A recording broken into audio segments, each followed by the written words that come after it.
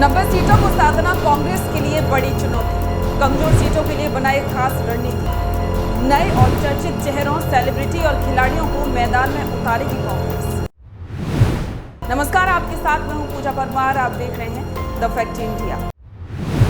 इस बार के विधानसभा चुनाव में कांग्रेस के लिए 90 कमजोर सीटों को साधना सबसे बड़ी चुनौती है। 90 कमजोर सीटों पर कांग्रेस ने खास रणनीति बनाई है और इसके तहत इन सीटों पर कांग्रेस की योजना नए और चर्चित चेहरों, सेलिब्रिटी और खिलाड़ियों को मैदान में उतारने की है। कहा जा रहा है कि कांग्रेस इस बार बड़े पैमाने पर नए लोगों को मौका देगी। इसमें बड़ा दांव है, वो सचिन पायलट भी खेलेंगे। इसके लिए हर विधानसभा में कई स्तरों पर सर्वे फीडबैक का काम जारी है और इसी के आधार पर टिकटों का भी फैसला हो जाएगा। सीएम अशोक गहलोत, प्रभारी सुखजिंदर सिंह रंधावा, प्रदेश अध्यक्ष गोविंद सिंह डोटासरा समेत कुछ वरिष्ठ नेताओं ने विचार विमर्श के बाद ये तय किया कि 3 या 4 चरणों में प्रत्याशियों की घोषणा की जाएगी।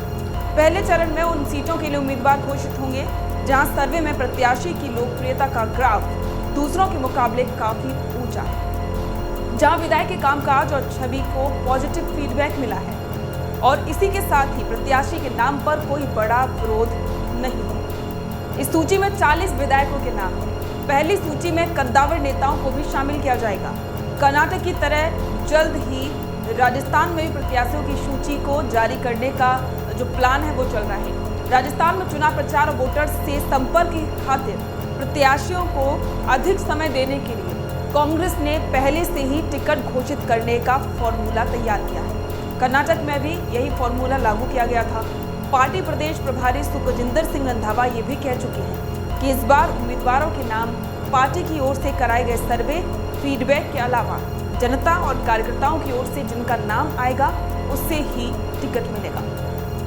अप्रैल में 1-to-1 संवाद में रंधावा कांग्रेस विधायकों को आईना साफ दिखा भी चुके हैं। उन्होंने साफ कहा कि कई विधायक टिकट के लिए बॉर्डर लाइन पर ही खड़े हैं और इसीलिए दूसरी सूची में ऐसे विधानसभा क्षेत्रों के लिए प्रत्याशी घोषित होंगे जहां एंटी इनकम्बेंसी फैक्टर काफी कम है। इस सूचना में सूची में दूसरे दलों से आए नेताओं के अलावा 2018 में चुनाव हार गए कांग्रेस के बड़े नेताओं के नाम भी आ सकते हैं ताकि उन्हें प्रचार के लिए पर्याप्त समय मिल जाए। कांग्रेस पार्टी की कश्मकश उन कमजोर सीटों के लिए ज्यादा है जहां उसके पिछले कुछ चुनावों में जीत नसीब नहीं हो रही है। पार्टी प्रदेश की 200 में से 90 सीटों पर खुद को कमजोर मानकर चल रही है।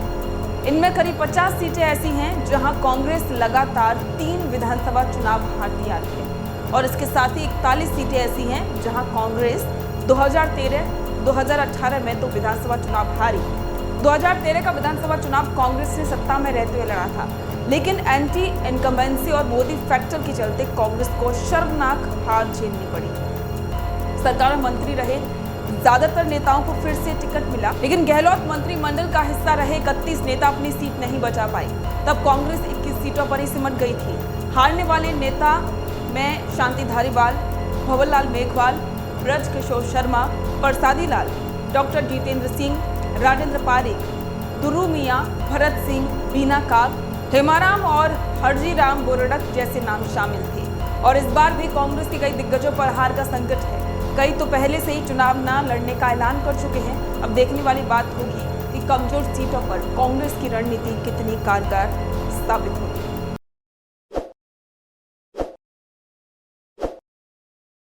ताज़ा खबरों के लिए विजिट करें द फैक्ट इंडिया की वेबसाइट और डाउनलोड करें द फैक्ट इंडिया ऐप।